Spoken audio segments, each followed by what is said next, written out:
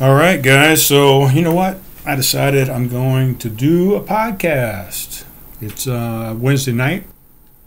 Just got finished with Route 66 Roulette. You know, it's gaining some traction, I think. You know, I keep saying that every week, and every week I keep wanting more. But I think we had a good show out tonight.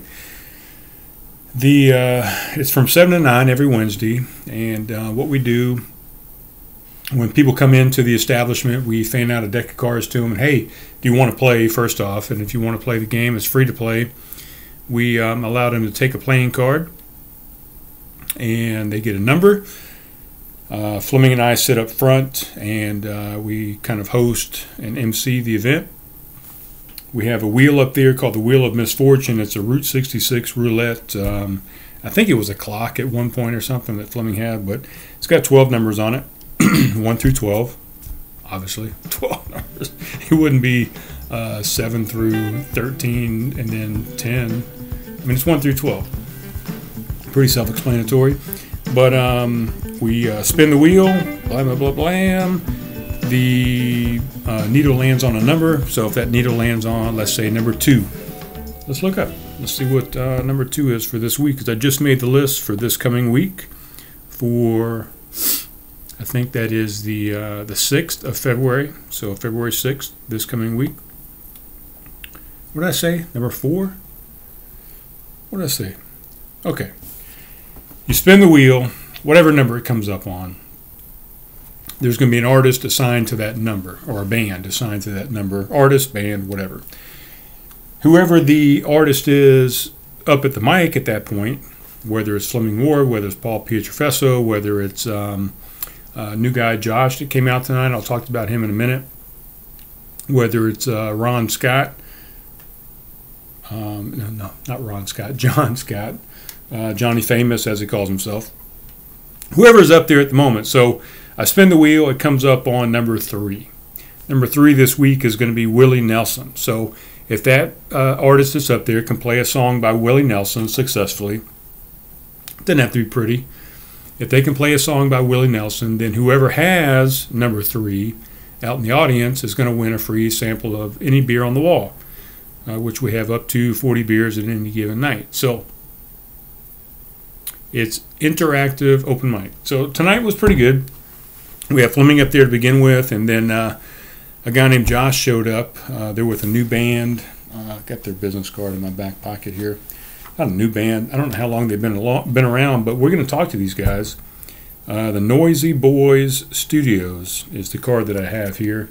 So Noisy Boys Studios. I don't know if you can see it.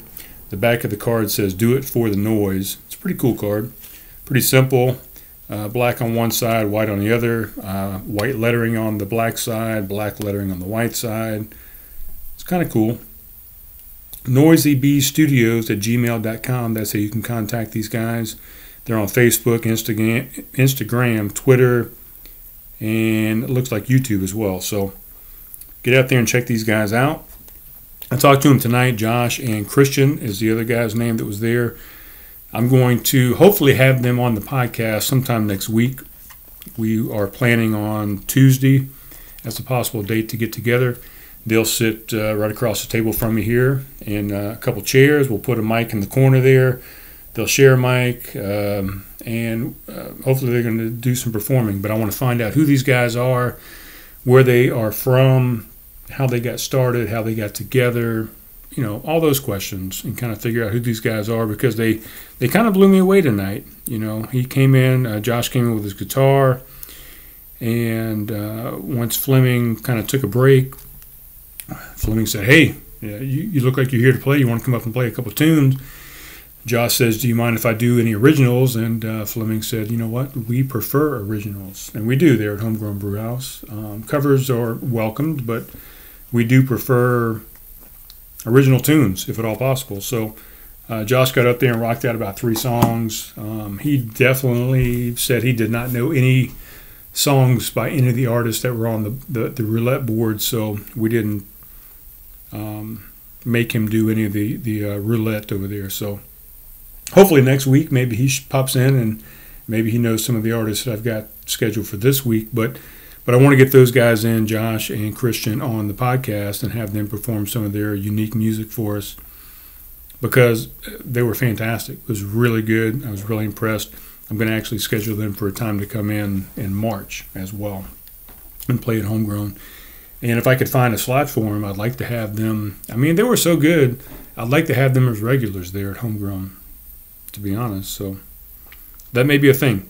Speaking of Route 66 Roulette, February 6th, the lineup that we have coming up, here's the lineup, 1 through 12.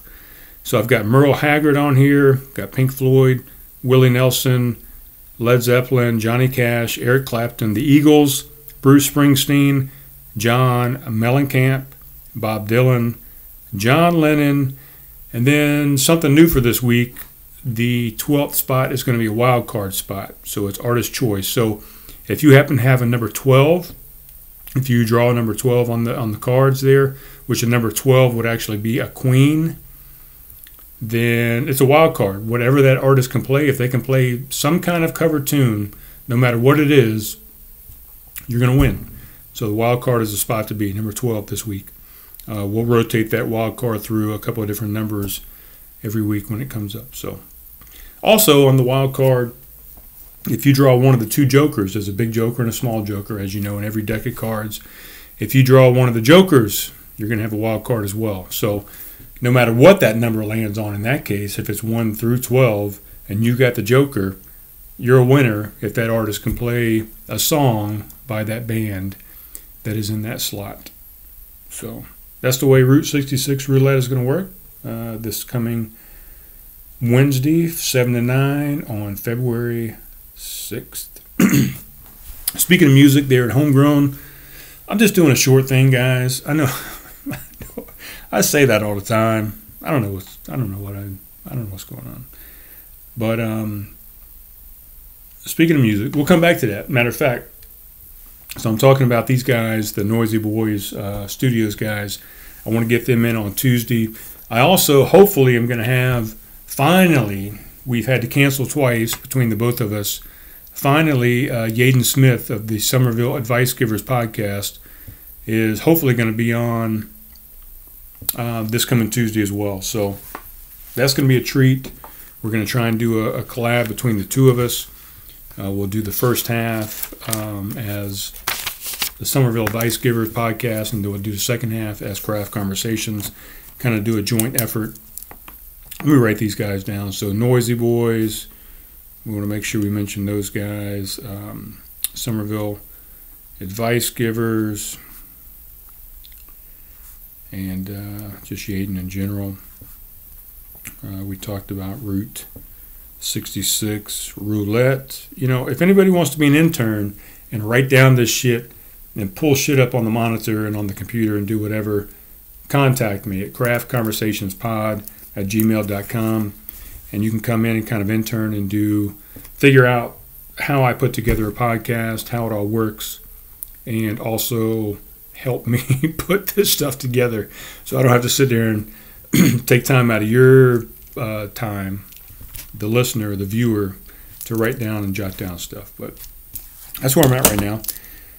We've got tomorrow night. It's a big night for us here at Homegrown. I'm going to put this episode out actually on a Thursday instead of a Friday because I want to get the word out to however many listeners I have out there, followers. That 40-mile detour is going to be in the house at Homegrown Brew House tomorrow night. They are going to play from 8 to 10. Mark Yampowski and his crew are going to come out and just put on a fantastic show as always. We love to have them at Homegrown. It's been a long time since they've been in there. From what I've heard from Fleming, they're going to bring a fiddle player with them as well, so that's going to be exciting. I've texted my trivia crowd out there at Groucho's Deli, and I need them to bring the heat this week. I know at one point, I think the biggest crowd they brought into Homegrown is about anywhere from 15 to 18 people. I didn't keep a solid head count, but I want them to bring as many of their teams that they have this coming Thursday night into Homegrown afterwards, because we need to support 40 Mile Detour and really get a solid crowd out there. We want them to come back. We want them to continue to support Homegrown Brew House because we support them, and they always bring a fantastic time with them. So I'm hoping the Groucho's Deli and the Wise Guys Trivia guys get out there to Homegrown tomorrow evening to witness 40 Mile Detour because it's going to be fantastic. We're going to do a, since it's National, what did Caleb tell me today? It was National Canned Beer Day tomorrow or some shit like that. I don't know what it is. Something about cans and beer. So we're going to do a $3 can special throughout the night, starting at 4 o'clock until we close up shop over there. We're going to have 3 different cans available for $3. So that's going to be the Free House Folly Blonde. Let me write these down so I can tag these guys. Free House Follies Blonde. We're going to have the River Dog Riverwalk Pills. And then we're also going to have the Revelry Lady, I think it's a summer ale, I believe. So we're going to have 3 of those 3 things on for a can special for $3 each all night long. We're going to be doing some food specials as well. We have a pretzel from 4 to 7 that is $3 versus $5 on a normal day, so that's good.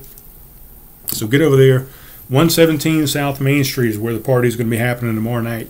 I'm telling you, you're not going to want to miss this. 40 Mile Detour, they're national, they're regional. They have albums out there. They're on, I believe, Spotify and Reverb Nation and just all these places where you can get music. They're staples around town. They play at Bowties quite often out there in James Island, Johns Island. I always get those two mixed up. I want to say it's James Island, but I'm not positive. But they're at Bowties. It's West Ashley. Just fucking type in Bowties, West Ashley, and you'll get the location. I think it's off of Maybank Highway. But they play over there quite often. They do kind of a stripped down thing over there, but then they also have a big band as well. I think they kind of mix it up. But they're going to have, it's going to be, man, I'm telling you, if you do not get to Homegrown Brew House tomorrow night, you are missing out. Ask anyone in town about 40 Mile Detour, and they're going to tell you, yes, you must go see that. And it's a free show? Good Lord. Come on.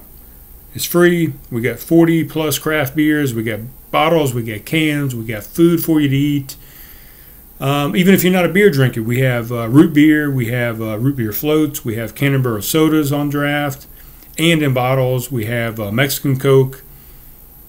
Plenty of options. Hell, I can even get you water. If you don't want soda, you don't want beer, I got some water on tap. Not on tap, actually. It's in a bottle. It's in the refrigerator. It's cold. It's refreshing. So, plenty of options out there at Homegrown Brew House. Get out to see, how many times can I say it? 40 Mile Detour tomorrow night, which is January 31st. They're putting on a show on the last day of the month of this new year in 2019. So, you're not going to want to miss it. It's going to be fantabulous. I promise you. And if it's not, if you don't like the show, I'll buy you a beer. How's that? How's that for incentive to get out there? If you don't like it, I will buy your beer or a beer if you haven't had one yet. Can't beat that. Speaking of beer, I'm going to open a beer. This is my beer. This is called the Zenconut Stout. I brewed this here in the Zen Garden many, many moons ago. It was before Caleb and I even started the podcast, so that had to be back April of last year, maybe March of last year. I don't remember when I brewed this, actually. I might have it in my notes. Let's see if I got it here. Beer. There we go. Zenconut Stout. I brewed it 25 December of 2018. No, 2017. I'm sorry. 2017. So it's a year and a month old right now. Almost exactly, to be honest with you. It's pretty close. I haven't had it in a while. I've had 2 bottles kind of sitting there maturing in the refrigerator. I should have had them in the pantry, but I'm going to pour this beer. Zenconut Stout from the Zen Garden. It is, of course, a stout. It's an imperial stout. It is. I bottled it February 13th. I did not write what the ABV was on it, but I think it's somewhere up in the 8% range. It's fermented with 3 cups of toasted coconut and a 1/4 cup of cacao, some cocoa nibs. So it's going to be chocolatey. It's going to be coconutty. I didn't do any barrel aging with it. You know what? I wish I would have now. This last 2 bottles, I wish I would have poured them out maybe into some sort of small barrel and done a barrel aging with these last 2 bottles I got. But it's been sitting there aging. I'm wondering how it is going to taste. Excuse me. Sorry for burping. I just came back from kicking chicken. That's my normal spot. After I get done at Homegrown Brew House, so went over there and had a Philly cheesesteak. Normally I go over there and get some chili or I get some chicken wings and kind of stick to my keto style diet. But tonight I said, you know what, I'm going to do the Philly cheesesteak because it's pretty good most times. I need to keep this pen over here so I can write down stuff. I'm going to write down the Zenconut. I'm kind of letting that warm for a second there, just in the cup. But the Zenconut Stout, brewed in the Zen Garden. I'm going to see how it held up. It was fairly decent to begin with. My younger brother, who brews as well, he's doing a very good job with some beers that he's been brewing, but he said it had a little bit of an off flavor to it. I could kind of see what he was saying. I can't quite put my finger on what it might be, but it wasn't enough to be off-putting, I don't think. It was just, it was noticeable. It was there. So we're going to taste it right now. I got it in a stone glass that I actually got from Stone Brewing out in Escondido, California. I'll station out that direction. I smell big time chocolate on the nose. Some subtle coconut flavors and smells in there as well. It's had a nice head to it when we poured it. I'm sure you could see it. Still got a nice half-inch head on it right there. It was probably about an inch head at the offset when I poured it. Nice dark opaque. Is opaque the word that I would use for that? I don't know. I'm not a Cicerone. I'm not one of these guys that is real descriptive on a beer. I know this is called Craft Conversations, and we want to try and talk a little bit about beer from time to time. The lacing on that head is very nice. I'm kind of gently rolling it around, trying not to pour it on my keyboard, which I've done in the past. But the lacing and the bubbles on the head seems to be pretty tight and pretty nice. That's kind of opened the flavor up a little bit more. I get maybe a little bit more roasted aroma to it. The chocolate is still there. It's probably the most I've talked about a beer since the inception of this podcast, really. And it's called Craft Conversations. The original kind of premise of this show was that we were going to talk about craft beer. And we do, or I do at this point, but it's kind of become more about maybe inspiration, motivation, training, running, fitness type things. It's become more about music maybe than the beer itself. But it's still all about a conversation. So I'm having a conversation here with you guys tonight. I want to have these guys in hopefully on Tuesday, maybe a couple different shows that day. I'm going to be having a conversation with those guys, another podcaster, and a band from around town, a local band. So it's still about conversations. It may not be as much about the craft beer, but it's still there. And, as I have more brewers on and business owners, as a matter of fact, new breweries opening up February 7th. I'd like to get those guys on maybe before they open. I need to email them actually or message them. Awake Brewing Company, their grand opening is February 7th. I'll tag those guys, and I'm going to contact them and see if maybe I can get them in as well on Monday or Tuesday before their Thursday opening, and kind of do that maybe for the Tuesday release. Maybe I get them in there on Monday. I don't know. Fuck, I got too many things to do now. All right. Oh, we're going to taste this beer. Here we go. Zenconut Stout.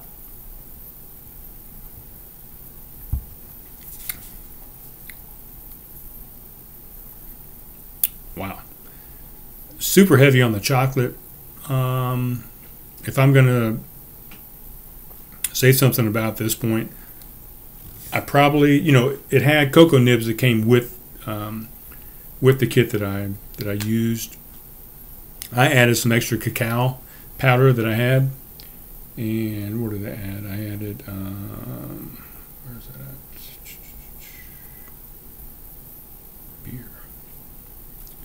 I added an extra quarter cup of cacao. I probably could have maybe gone with an eighth of a cup, or maybe not even any at all, but it's definitely made it very chocolatey. If you've ever had the Young's Double Chocolate Stout from Samuel Smith, kind of think about that a little bit, how chocolatey that beer is, and that's kind of maybe where I am with this one. The coconut is still there. It's kind of hidden in the chocolate. The chocolate is the overpowering theme at this point. It's got a very nice, thick mouthfeel to it. There is still a slight, and I can't figure out what it is. There's a slight off flavor in there, but it's not, again, it's not enough to make you not want to drink it. It's just enough to kind of make you go, what is that? What is that I'm getting in that sip? So, but super chocolatey, man. Young's Double Chocolate Stout really comes to mind when I drink that. So I'm liking it. I think it's aged well. Actually, I think it's better than the last time I drank it, which was probably a good at least 3 months, maybe even more than that. No, it's definitely more than that. I mean, it's probably 5 months ago that I drank this beer. So it's definitely aged well. Oh, man, super chocolatey right now. That would be great with some sort of dessert or just a cookie in general. I don't know. It'd be really good, but super chocolatey. So I still think I could have gone with a little less cacao powder, but if you really like chocolate, I think you'd love this beer. Too bad I only have one bottle of it left. Well, a bottle and a half is what I have left. So just touch these springs. Can you hear that? That's what I did a second ago. So what else is going on, guys? I just did day 25. I'm still trying to do that 365 days of consecutive running. So I did day 25 today, and I actually went out with my older brother Bruce today, and he talked me in. He didn't talk me into it. He suggested it this past weekend when we were doing a get together for everybody's birthday. I think I mentioned it the last podcast. We got together at my parents' house for my younger brother Kevin, my older brother Bruce, and my dad's birthday. They all have a birthday that falls in January, the 20th, the 24th, and the 27th. So we all met at my parents' house on Sunday. Bruce commented to me that he's trying to do another half marathon, and that he's also trying to do a couple sprint triathlons. So he's trying to get on the bike a little bit more. He also needs to get in the water and start swimming, but he specifically right now wanted to get on the bike to add to his running routine. So he told me he wanted to start doing a bike ride on Wednesdays, and if I was interested, I could join him, and we could do a Wednesday bike type thing as part of a little cross training for me and a little specific training for him for a triathlon, a sprint triathlon. So we got out and did the first one of those today. I think he was shooting for like a 15-miler. We ended up doing 13.2 somewhere. I'm not going to look it up. It's 13 something. I want to say 13.2 is what we ended up doing. So a little short of what he wanted to do, but it was a good route. I think it was 44 degrees, and it felt like maybe 40. And with the wind chill, at us going an average of 13 or 14 miles an hour, plus the little wind that would kick up in general, I think we had a pretty good wind chill going on. And It was good. It was a good bike ride. It's the first time I've gotten on my bike in quite a while. I have a mountain bike and I have a road bike. So I do a little bit of both. But the first time I've been on my road bike probably since the beginning of this past summer. So my legs definitely got a little different workout today. You know, the first couple miles, my quads were screaming at me like, what are you doing? This is totally different than the running you've been doing. But we ended up doing that 13.2, 3-ish or whatever. Went back to his house. We had an after ride libation, kind of rehydrated a little bit. And then I went back down for the trail. The Salt Branch Trail is where we normally, or where we did the bike ride. I went back to the Salt Branch Trail around dusk time, and was going to try and get in at least a mile to go ahead and count my running for today, day 25.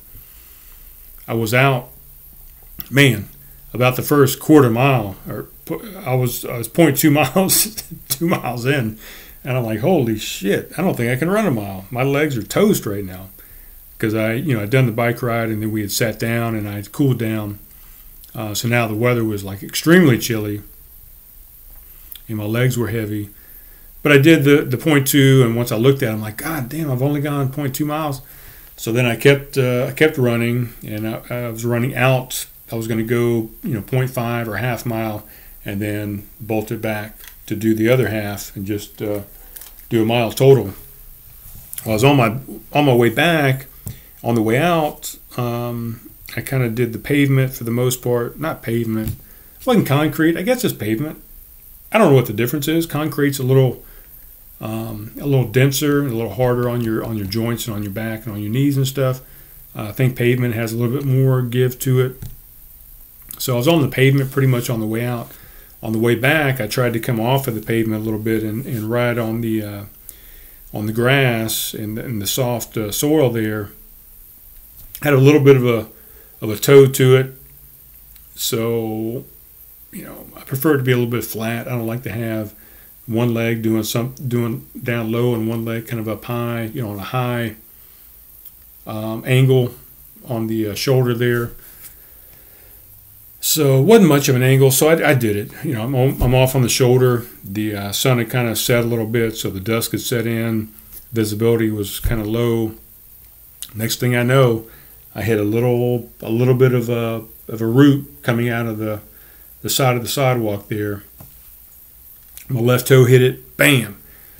I immediately went straight forward. I mean, I was going down, had my phone in my right hand. I was carrying it because I don't have any pockets in the jacket that I was wearing.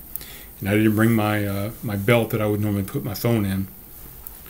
I hit this root with my left foot, immediately projected me forward.